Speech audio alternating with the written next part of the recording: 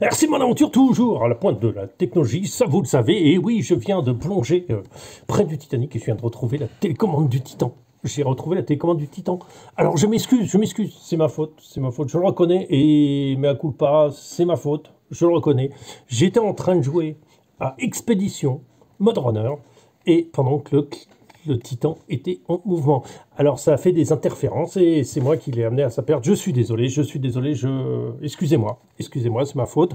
Donc je vous rends la télécommande et voilà, je vous la rends, c'est pas moi, c'est la vôtre et je ferai gaffe la prochaine fois. Je te promets, je fais gaffe.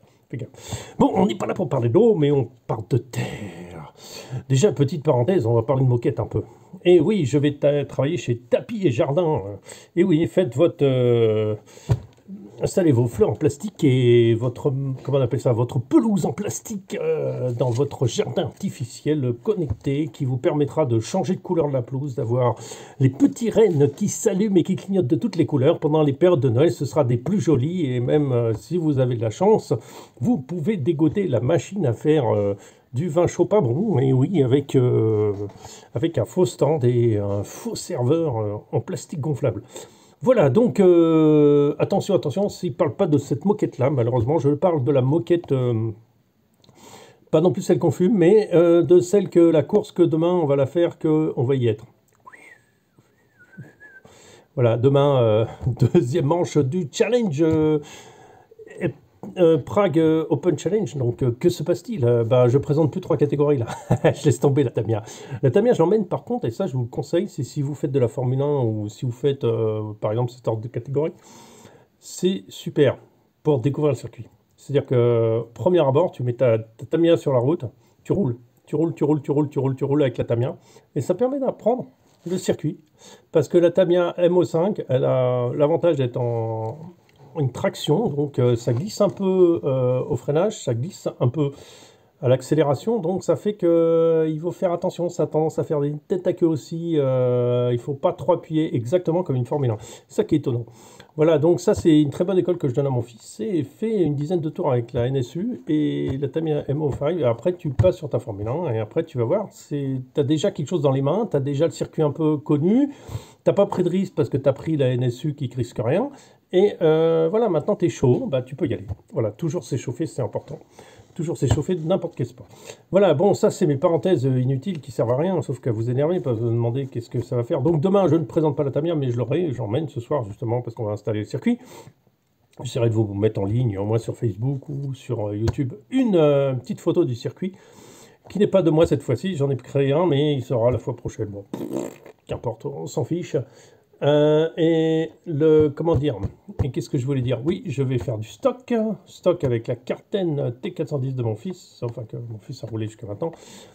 Et je vais continuer en camion, hein, le camion ça me plaît, j'ai fini deuxième et là je vais continuer à ballonner à mort, quoi. J'ai continué à ballonner à mort. Voilà, sur ce, qu'est-ce que se passe-t-il? On va, aujourd'hui c'est un petit tutoriel, enfin grosso modo un petit tutoriel vis-à-vis des pneus en crawler, en sky crawler. Là j'ai les pneus du... Comment il s'appelle ce gentil bonhomme? Le Enduro SE, donc c'est les roues que j'ai rentrées sur des jolis beadlocks dorés qui sont très classe là-dessus. Ces pneus sont pas très efficaces sur les rochers que j'ai, alors par contre il y a beaucoup qui les aiment et qui marchent très bien en expédition, donc je les garde et je suis content de les avoir. Voilà. Ce que je vais faire, c'est que je vais juste vous faire un tutoriel parce que ces pneus sont neufs et il y a des choses à savoir par rapport aux pneus neufs. Non, c'est par rapport à en général parce qu'on m'a posé plusieurs fois la question, est-ce que tu perces ou tu perces pas les pneus? Voilà. Je vais faire simple, rapide et précis. Les pneus, si tu roules dans l'eau, si tu veux faire que de l'expédition, tu roules dans l'eau, enfin bon, voilà. T'as un truc à j'ai un lourd. Alors, rouler dans l'eau, je suis pas pour du tout, mais bon, faites ce que vous voulez, hein, c'est vous. Moi, mes véhicules ne roulent pas dans l'eau. Enfin, un petit peu dans la boue, bien sûr, forcément, un petit peu dans l'eau, mais non, on roule pas dans l'eau. Ça détruit trop de trucs et alors, c'est super fun, hein, faire le sous-marin, mais bon, ça, non, ça ne marche pas avec les miens. Et donc, je vous le déconseille, hein. Après, rouler, comment on appelle ça? Ceux qui roulent dans l'eau, ouais, alors vous percez pas, hein, parce que sinon, ce qui se passe, c'est que l'eau rentre, parce que votre pneu, il va s'écraser, Quand il s'écrase, bah, c'est bien, c'est pas grave, l'air sort, hein, on est d'accord. Et après, s'il y a un trou, hein, je parle bien. Et après, il se remet en place. Donc, qu'est-ce qu'il fait? Il aspire l'air. Mais si tu es dans l'eau, il aspire pas de l'air. Il aspire de l'eau. Voilà. Donc, après, tu as une roue qui fait à peu près 1,2 kg. C'est un choix, c'est un style. Moi, j'aime pas trop, mais c'est un style. Après, tu peux faire poète pour faire sortir toute l'eau, mais tu feras jamais sortir toute l'eau. Faire démonter ta bidlock et mettre la mousse à sécher et tes pneus aussi, et puis tout va sécher. Mais ça, tu fais comme tu veux, hein. Ça, c'est ton problème. Moi, je vais pas dans l'eau. D'accord. Alors, ce qu'il faut faire. Alors, si tu vas dans l'eau, voilà. Si tu vas dans l'eau, tu laisses comme ça. Tu touches à rien, tu n'écoutes pas ma vidéo, tu rentres chez toi, voilà, tu ouvres ta bière et puis tu te dis, celui-là, je l'écouterai demain. Voilà. Donc, par contre, si tu roules pas dans l'eau et que tu veux rouler sur les rochers et que tu veux une performance intéressante, là, on change de problème. Là, j'ai une roue qui est percée. Regarde comment elle se comporte. Voilà. C'est-à-dire, elle va s'écraser, elle s'écrase complètement, elle s'écrase tous les côtés, elle s'écrase bien, d'accord? Là, j'ai une roue qui n'est pas percée, elle se comporte complètement différemment. C'est-à-dire que je vais l'écraser, mais je ne l'écrase pas à fond. Je ne vais pas réussir à l'écraser complètement. Elle s'écrasera qu'en partie. Alors, en soi, tu te diras, c'est pas forcément un problème qu'elle s'écrase qu'en partie. Parce que l'essentiel, c'est qu'elle me donne du grip. Oui, effectivement, c'est pas en soi un problème. Ça devient un problème quand on parle de rebond. Le fameux rebond qui tue tout le monde, quoi, qui fait peur.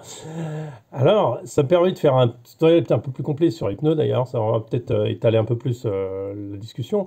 C'est le rebond. Pourquoi le rebond est super important? Je viens du VTT, 20 ans de compétition VTT. 20 ans de compétition VTT, ça veut dire quoi? VTT, tu prends ton vélo le matin, tu gonfles tes pneus. Tu cherches pas à comprendre, tu gonfles tes pneus. C'est pas je prends mon vélo tel qu'il est. Non, ça marche pas. Tu gonfles tes pneus. Et par rapport à quoi tu gonfles tes pneus, par exemple? Par rapport à ton poids et par rapport à ce que tu vas faire. Voilà. En enduro, on est dur. 1 bar 6, 1 bar 7. Voilà, grosso modo. En cross-country, on est dans du 2 bar, 2 bar 2. Voilà. De toute façon, il y a des préconisations comment on appelle ça, des constructeurs par rapport à ça. Voilà. Après, tu fais 120 kg, comme un Américain. Bah forcément, tes 2 bar 2 ne vont pas suivre, hein. Vont pas suffire, il va falloir rajouter. Par contre, si tu es une gazelle, une crevette qui fait 60 kg, bah, tes 2 bar 2 vont être trop. Donc voilà, ça donne une orientation, mais après, voilà. Et il faut que ton pneu il travaille bien. C'est pour ça que le matin, quand tu prends ton VTT, tu vas régler la pression, mais même en route aussi. En route aussi, on est plutôt dans les 8, 10 bars.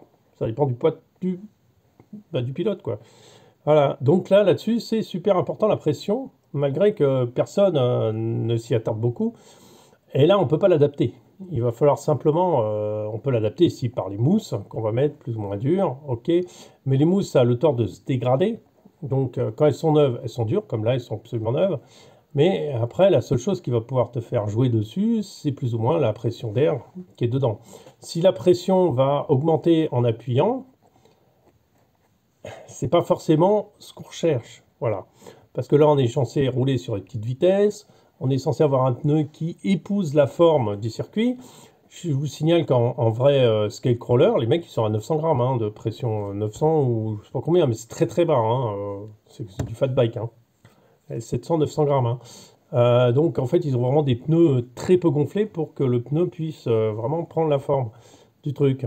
Alors, donc justement, on a le même problème et il faut s'y attarder un peu là-dessus parce que c'est important.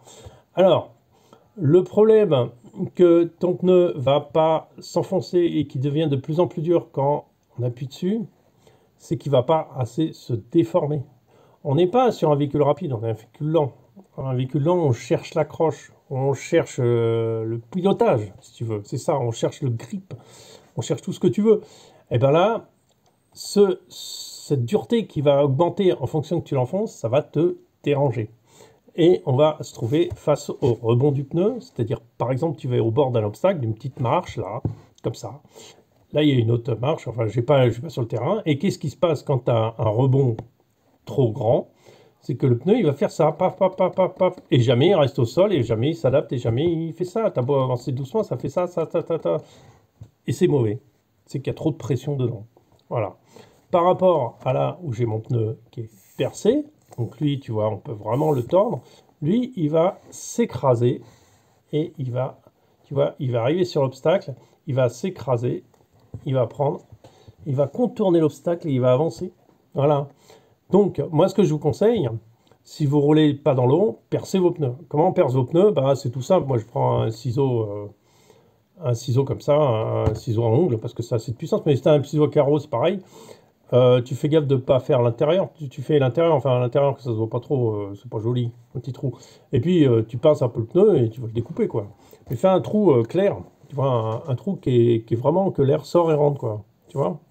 Tu vois, ça, j'arrive pas à le faire avec celui-là. Tu vois, il ne peut pas. Il peut pas.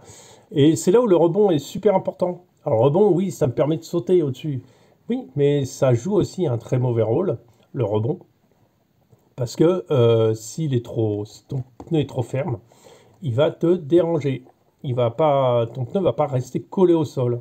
Et c'est malgré ça quelque chose d'important. Alors on va prolonger un peu, ça va être un peu long comme vidéo, je suis désolé, mais puisque j'ai des choses qui me viennent en tête à dire par rapport aux pneus et tout ça. Les pneus par expérience en VTT, alors je reviens en VTT parce que c'est mon sport de base. Ce que je sais, c'est qu'il ne faut pas regarder que le dessin. Le dessin, c'est informatif, ok, mais il y a d'autres choses qui sont beaucoup, beaucoup plus importantes. Déjà, un pneu, il y a plusieurs choses. Ceux-là, non, ils sont relativement simples, dû à leur taille. Hein, c'est qu'on ne va pas faire de la technologie super compliquée. Mais un pneu de VTT, par exemple, vous avez plusieurs couches hein, de gommes de différentes tailles. Et vous avez des gommes à l'intérieur des crampons, vous avez même des gommes plus ou moins dures. Pour que sur la bande de roulement c'est la bande au milieu, hein, qu'elle soit un peu plus dure pour que ce soit plus facile à faire avancer, et sur les bords plus doux, plus souples voilà. Donc pour en revenir à nos pneus de crawler, donc là on n'a qu'une gomme. Ce qui compte en énorme partie par rapport à ce que je raconte sur comment dire, sur le vélo, c'est-à-dire je me suis retrouvé à une époque dans les années 95, 2000, on avait une logique de faire en cross-country des pneus semi-slick, c'est-à-dire complètement lisses sur le dessus, avec des petits chevrons de temps en temps, c'est tout, et renforcés sur les bords, en fait, c'est-à-dire tu avais des renforts sur les bords, des crampons sur les bords. La logique était, quand c'est sec, tu es au-dessus, enfin je veux dire ton pneu reste en haut, donc tu vas rouler très vite et très bien. Tes crampons sur le bord vont travailler quand tu vas te courber, d'accord? Les crampons sur le bord vont commencer à travailler, sinon au milieu il n'y a rien. Et surtout dans la boue, ton pneu il s'enfonce, donc tes crampons vont travailler. Et ce qui fait la performance de ces pneus, tu te diras quand tu vois la structure, tu te dis ouf, je vais jamais réussir à faire quoi que ce soit. Et non, tu passes même mieux qu'à certains pneus qui sont beaucoup plus crantés. Pourquoi? Parce que ce qui compte c'est la gomme. La gomme, c'est des marques Continental, si je me souviens bien. Donc c'est la gomme en premier, la première chose qui compte c'est la gomme. Ça, c'est la première chose sur les pneus, la gomme. Le dessin vient après la gomme, la qualité de la gomme. Une gomme qui est bonne marchera toujours. Une gomme qui est pourrie ne marchera pas. Quelle que soit les situations, ça ne marchera pas. Une gomme qui n'est pas bonne, elle ne marchera pas. Donc, les pneus bas de gamme ou quoi que ce soit, évitez ces pertes de temps. Voilà. Après, ce qui se passe, c'est qu'on a donc le pneu. Après, on a parlé du rebond, c'est la deuxième chose importante, c'est-à-dire si ton pneu est trop gonflé ou un rebond mauvais dû au fait qu'il ne soit pas percé ou pas assez percé ou ce que tu veux, ou que la mousse soit trop épaisse par exemple, et ben ça c'est la deuxième chose, c'est la déformation du pneu. C'est la deuxième chose qui vient derrière la gomme. Voilà, c'est la déformation du pneu, super importante en skycrawler parce qu'on va obtenir un maximum d'agrip. Les pneus les plus haut de gamme, tu les vois carrément se déformer, complètement se plisser d'ailleurs à la croche. Tu les vois clairement à l'œil que ça plisse complètement. Voilà, un peu comme tu es sur des courses de, je sais pas, de 400 mètres, là, je sais pas comment on dit, speed race, là, je sais pas quoi. La troisième chose, c'est la suspension derrière qui va travailler. Ça vient en troisième position, pas en deuxième. Alors, ce qu'il y a, oui, c'est avec les mousses. Les mousses, vous pouvez changer. Alors, ce qu'il y a aussi à raconter avec les mousses, puisqu'on n'a pas parlé encore beaucoup, c'est les mousses, tu dois les adapter au poids de ton véhicule. Tu dois éviter aussi que ton pneu tente trop, donc tu as des solutions. Les mousses à double, comme fait Proline, à double densité, c'est-à-dire tu as une densité plus dure au fond, tu as un petit bord. C'est très mauvais. Très mauvais, pourquoi? Parce que en fait, ton pneu, il va quand même se tordre sur le haut et il va complètement casser son rebond. Le rebond, c'est sur toute la hauteur du pneu que ça doit marcher. Toute la hauteur du pneu, hein. C'est vraiment sur la hauteur du pneu. Il faut vraiment, si ton véhicule, tu vois, s'il a besoin, il faut vraiment qu'il fasse la chenille, quoi. Voilà. Et là, si tu as trop de pression, ça marche pas. Ce qu'il y a aussi, commencez pas à mettre des mousses plus faibles si vos pneus sont pas faits. Dans l'idée où vos pneus sont neufs, la mousse est neuve, la mousse doit travailler. La mousse doit s'assouplir. La mousse, elle va s'assouplir petit peu dans le temps et tout ça. Donc là, va falloir effectivement lui laisser le temps de s'assouplir. Donc il va falloir, je sais pas, peut-être une dizaine d'heures d'utilisation pour qu'elle s'assouplie correctement et pour qu'on arrive à un résultat qu'on veut. Voilà. Donc à partir du moment où tu as tes dizaines d'heures de roulage, enfin peut-être pas à 10 heures, mais 4-5 heures on va dire, il va falloir commencer et tu vas pouvoir avoir la consistance réelle de ta mousse qu'il va falloir. Alors avec le temps, elle va se dégrader de plus en plus, hein, ta mousse va être de plus en plus molle. Après ça change, il n'y a pas de problème. Le problème des mousses imprimées 3D avec comment ça, avec des espèces de plastique mou. Alors c'est pas mal, mais ça a une durée de vie très très moyenne. Ça se dégrade énormément à l'intérieur et on arrive à des résultats au bout d'un certain temps, c'est pas terrible. Par contre, ça évite que ça se balade comme ça, mais c'est pas le truc. En fait, il y a des c'est pas la meilleure solution. C'est une solution, ça a été une solution qui a été très à la mode, hein, mais maintenant, je suis pas super fan. Voilà. Après, il faut qu'elle soit vraiment imprimée à la taille de ton pneu pour que ce soit top top. Sinon, ton pneu il flotte dedans. C'est pas génial, quoi. Moi, la mousse, elle soupe. Après, il y a aussi une solution qui existe. C'est, par exemple, là, j'ai les mousses d'origine. C'est de mettre une mousse, en fait, un peu moins haute, mais plus large, qui va pousser ton pneu vers l'extérieur, à faire plus rond. Ça aussi, ça existe. Ça, tu peux le faire. Et ça peut être très bien. Il y a aussi d'autres solutions qui existent. C'est tu achètes des jantes de 2 qui sont un peu plus larges et tu montes des pneus à neuf. Qu'est-ce qui se passe dans ces cas-là? Bah, tu vas tirer sur ton... Tu tires, alors c'est chiant à monter, hein. Tu tires sur ton pneu, ça va le pousser vers l'extérieur, ça va le donner plus ballon. C'est aussi des bonnes solutions. Les pneus, j'avais expliqué que pour mini-crawler, les pneus doivent être profil rond et pas carré. Alors sur un dixième, c'est moins vrai. Parce que sur un dixième, c'est un concept un peu différent. Mais il faut quand même qu'il soit légèrement bombé. Pas trop carré non plus, quoi. Voilà. Ce qu'on a, puisqu'on continue sur les pneus, ce qui est super important aussi, c'est cette partie-là. La partie sur les côtés. La partie qui vous sauvera. La partie qui peut vous aider dans des parties techniques où tu n'arrives pas à poser ton pneu au sol. Ta roue au sol, elle peut pas parce que tu croises trop et d'un côté elle accroche, mais du coup là tu peux prendre, tu peux avec ta direction appuyer sur le rocher pour essayer d'arriver du grip. Et avec cette partie, tu arriveras à quelque chose de fabuleux. Voilà, c'est en gros ce que je voulais vous dire. Donc si tu fais que du rocher ou ce genre de truc ou sur sec, percer pneus, tu auras bien meilleure performance. Voilà. Si tu veux aller faire de la flotte et flotte, vas-y, perce pas tes pneus, ça sert à rien, tu vas t'embêter plus qu'autre chose. Après, si tu fais flotte, je veux dire, après, c'est pas grave, à la limite, tu gardes les pneus d'origine pour faire ça, voilà, tu bouches les trous. Alors les jantes en plastique ont des trous dedans, hein, et je sais pas si vous avez remarqué, les jantes en plastique, elles sont percées au milieu. Donc, si tu veux aller faire de la flotte avec tes jantes en plastique avec les pneus collés, par exemple comme chez Traxxas, ben, tu bouches les trous avec de la colle et puis c'est bon, hein, l'horaire rentrera pas. Voilà, sur ce, j'espère vous avoir éclairé votre lanterne. Je vous souhaite une bonne soirée à tous. Ciao, ciao.